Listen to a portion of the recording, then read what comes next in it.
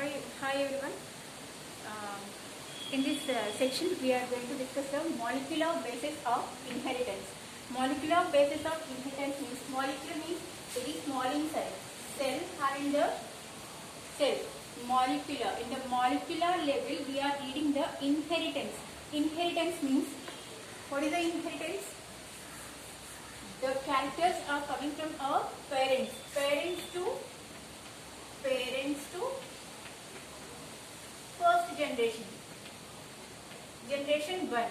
That is the characters are coming from the parent to first generation. That is called the inheritance. We are getting the characters from our parents. So that is called the inheritance.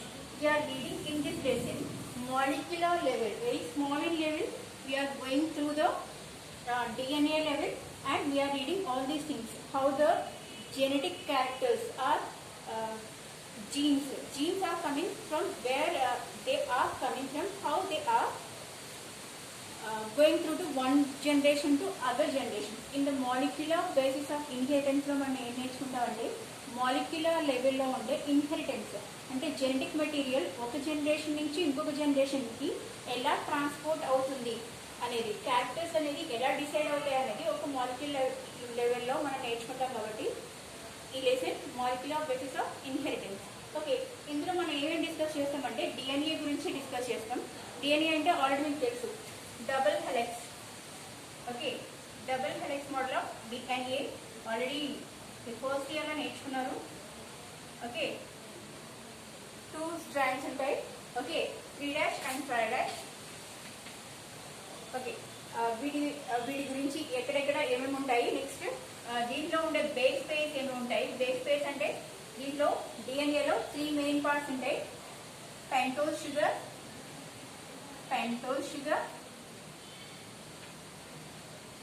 Second one is phosphates and nitrogen base, N2 base. Okay, so ఈ characters ఎలా include అయి ఉంటాయి ఒక డిఎన్ఏలో. Okay, DNA means double helix model. Double helix means 2 threads ఏవైతే ఉన్నాయో అవి టైట్గా బాండ్ అయితే ఎలా ఉంటాయో అలాంటి డిఎన్ఏ స్ట్రక్చర్ అనేది మనకి నేర్చుకున్నాం ఫస్ట్ ఇయర్లో. అండ్ ఈ క్లాస్లో కూడా ఒకసారి మొత్తం దాంట్లో ఏమేమి పార్ట్స్ ఉంటాయి, పెంటోస్ షుగర్స్ అంటే ఏంటి, నెక్స్ట్ ఫాస్ఫేట్స్ అంటే ఏంటి, అండ్ N2 బేస్ అంటే ఏంటి, అవి ఎలా బాండ్ అయి ఉంటాయి ఈచ్ అదర్. ఓకే, సో ఇక్కడ షుగర్స్ N2 బేస్ ఏదైతే ఉందో అది 2 స్ట్రాండ్స్ కి మధ్యలో ఉండేది N2 base. Okay, so next here phosphates and sugars. Okay, phosphates and sugars ఈ బాండ్స్ అన్ని ఎలా అరేంజ్ అయి ఉంటాయి అనేది ఈ లెసన్ లో మనం నేర్చుకోబోతున్నాం. ఓకే, నెక్స్ట్ వచ్చి searching for the genetic material ని ఫస్ట్ ఎలా అయితే ఒక క్యారెక్టర్స్ ఒక జనరేషన్ నుంచి ఇంకొక జనరేషన్ కి ఎలా వచ్చి ఉంటాయి అనేది చాలా మంది సైంటిస్టులు వాటి మీద సెర్చింగ్ చేసిన తర్వాత, రీసెర్చ్ చేసిన తర్వాత, ఓకే, ఆ దాంట్లో భాగంగానే గ్రిఫిత్ అనే ఆయన ట్రాన్స్ఫర్మేషన్ ఆఫ్ ప్రిన్సిపల్, ఒక ట్రాన్స్ఫర్మేషన్ ప్రిన్సిపల్ ని ఆయన ప్రొడ్యూస్ చేశారు. గ్రిఫిత్ ఎక్స్పెరిమెంట్ ఏంటంటే ఈయన స్ట్రెప్టోకోకస్ న్యూమోనియా అనే బ్యాక్టీరియాని తీసుకుని దానికి సాఫ్ట్ కోలనీస్ ఉన్న characters and rough colonies and soft colonies అనే ఈ 2 క్యారెక్టర్స్ ని ఒక మైస్ అంటే తెలుసు కదా, ఒక ర్యాట్ లో ఈ సాఫ్ట్ కోలనీస్ ఏవైతే ఉన్నాయో, బ్యాక్టీరియా ఏదైతే ఉందో, న్యూమోనియా ఇచ్చే ఒక బ్యాక్టీరియా ఏదైతే ఉందో దాన్ని మైస్ లోకి ప్రవేశపెట్టినప్పుడు, ఓకే, సాఫ్ట్ కోలనీస్ ని ప్రవేశపెట్టినప్పుడు ఏమైందంటే ఆ ర్యాట్ అనేది చనిపోవడం జరిగింది. ఓకే, ఇదే ఎక్స్పెరిమెంట్ ని ఒక మైస్ కి రఫ్ కోలనీస్ ఉన్న బ్యాక్టీరియా, న్యూమోనియా కోటెడ్ లేని ఒక బ్యాక్టీరియాని ఒక మైస్ లో ఇంజెక్ట్ చేయడం వల్ల ఆ మైస్ అనేది బతికి ఉంది, లావ్ అయి ఉంది. So what they decided, there is one thing is transport to bacteria to that mice.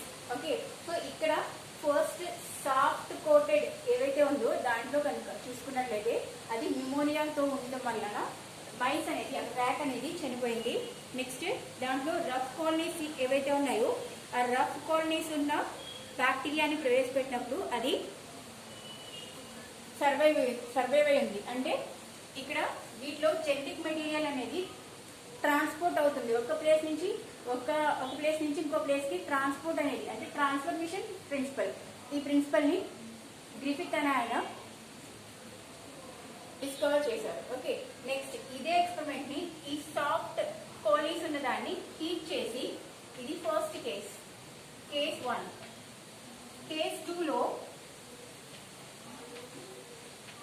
Same mice తీసుకుని దాని మీద హీట్ చేసిన బ్యాక్టీరియా, సాఫ్ట్ కాలనీస్ ఉన్న బ్యాక్టీరియాస్ ని ఇంజెక్ట్ చేసినప్పుడు ఆ మైస్ లైవ్ అయ్యింది. ఇక్కడ హీట్ చేయనప్పుడు అది చనిపోయింది. ఇక్కడ హీట్ చేసిన సేమ్ సాఫ్ట్ కాలనీస్ ని మైస్ లో ప్రవేశపెట్టారు, కానీ దాన్ని హీట్ చేయడం వల్ల అది సర్వైవ్ అయింది. ఓకే, నెక్స్ట్ ఏం చేశారంటే అదే మైస్ కి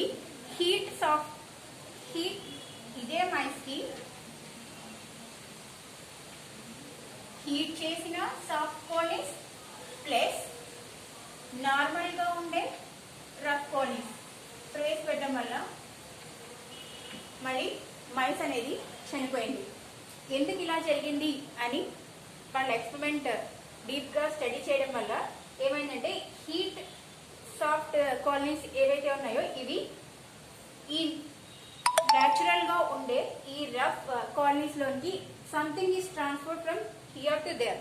సో ఏదో ఒక మెటీరియల్ అనేది ఇక్కడి నుంచి ఇక్కడికి ట్రాన్స్ఫర్ అవడం వల్ల ఈ మైస్ అనేది చనిపోయిందని వాళ్ళు ఈ ఎక్స్పెరిమెంట్ ద్వారా ప్రూవ్ చేశారు. సో జెనెటిక్ మెటీరియల్ అనేది ఒక జనరేషన్ నుంచి ఇంకొక జనరేషన్ కి ట్రాన్స్ఫర్ అవుతూ ఉంటుంది. సో ట్రాన్స్ఫర్మేషన్ థియరీ అనేది వాళ్ళు డిస్కవర్ చేశారు. Next RNA world means DNA and RNA are the genetic materials. Already we know that. Okay, genetic material అంటేనే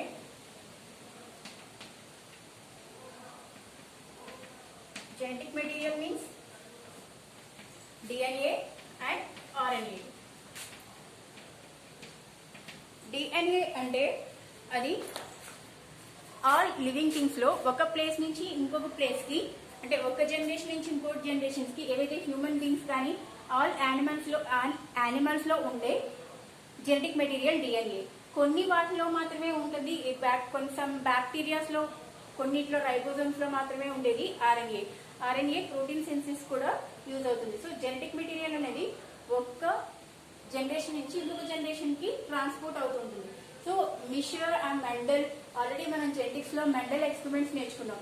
మెండల్ వీళ్ళంతా ఏం చేశారంటే ఈ జెనెటిక్ మెటీరియల్ మీద DNA అండ్ RNA మీద రీసెర్చెస్ చేస్తూ ఉన్నా కానీ what is the molecule that DNA అనేది చెప్పలేకపోయారు. సో అక్కడ క్వశ్చన్, ఇన్ని ఎక్స్పెరిమెంట్స్ చేసిన మెంటల్ ఎక్స్పెరిమెంట్స్ కానీ ఏది ట్రాన్స్పోర్ట్ అవుతుంది DNA అనేది what is the molecule level of DNA అనేది వాళ్ళు చెప్పలేకపోయారు. నెక్స్ట్ ఈ ఎక్స్పెరిమెంట్స్ లోనే మనం ఈ లెసన్ లో ఇంకా ఏం నేర్చుకుంటామంటే రెప్లికేషన్ గురించి నేర్చుకుంటాం. DNA రెప్లికేషన్ అంటే ఏంటంటే పేరెంట్స్ నుంచి వచ్చిన క్యారెక్టర్స్, ఓకే ఇది ఒక పేరెంట్, ఓకే సెకండ్ వచ్చే జనరేషన్ కి 50% characters from the father and 50% from the mother. So 50 chances 50%. So ఈ స్ట్రాంచ్ ఏదైతే ఉందో ఇది ఏదైతే ఫస్ట్ జనరేషన్ లో వచ్చిన క్యారెక్టర్స్ ఏవైతే ఉన్నాయో ఫస్ట్ ఒకటి మదర్ దగ్గర నుంచి, ఒకటి ఫాదర్ దగ్గర నుంచి వచ్చింది. సో 50% సెమీ కన్జర్వేటివ్ థియరీ అనేది ప్రవేశపెట్టింది ప్రవేశపెట్టారు. అది replication theory, DNA replication. So మనం డీటెయిల్స్ లో నెక్స్ట్ క్లాసెస్ లో నేర్చుకుంటాం. జస్ట్ దీంట్లో ఇంట్రడక్షన్ క్లాస్ లో, మాలిక్యులర్ బేసిస్ ఇంట్రడక్షన్ క్లాస్ లో ఈ లెసన్ లో మనం ఏమేమి డిస్కస్ చేస్తున్నాము అనేది now I am going to discuss. Okay, next we are also learning the transcription of DNA. Transcription of DNA అంటే ట్రాన్స్క్రిప్షన్ అంటే ఏంటంటే DNA నుంచి ఎలా mRNA అనేది RNA, messenger RNA. Messenger means they are taking the message from the one generation to another generation. A messenger RNA ఎలా DNA నుంచి message RNA ఎలా produce అవుతుంది అనేది transcription theory. Next one is translation theory. Translation theory ఏంటంటే mRNA నుంచి protein ఎలా produce అవుతుంది, proteins అనేవి ఎలా ప్రొడ్యూస్ అవుతాయి. ఓకే, సో ఇక్కడ నుంచి ఇక్కడికి వచ్చేది ట్రాన్స్క్రిప్షన్ అండ్ mRNA నుంచి ప్రోటీన్ ప్రొడ్యూస్ అవడం అనేది translation theory. And we also discussed in this topic genetic code, carrying genetic material. ఒక జెనెటిక్ మెటీరియల్ అనేది ఒక జనరేషన్ నుంచి ఇంకొక జనరేషన్ కి ఎలా ట్రాన్స్పోర్ట్ అవుతుంది, ఏ కోడ్స్ ఉంటాయి. ఓకే, ఆ కోడ్స్ ఎలా ఒక డిఎన్ఏ స్ట్రాండ్స్ మీద, స్ట్రాండ్ మీన్స్ ఆల్రెడీ మనం నేర్చుకున్నాం డిఎన్ఏ అనేది 2 స్ట్రాండ్స్ అండ్ ఆర్ఎన్ఏ అనేది సింగిల్ స్ట్రాండ్. ఓకే, ఈ single strand or double stranded మీద మెసేజ్ ఏదైతే ఉందో నెక్స్ట్ జనరేషన్ కి సరిపడే మెసేజ్ ఎలా అరేంజ్ అయి ఉంటుంది, ఆ కోడ్స్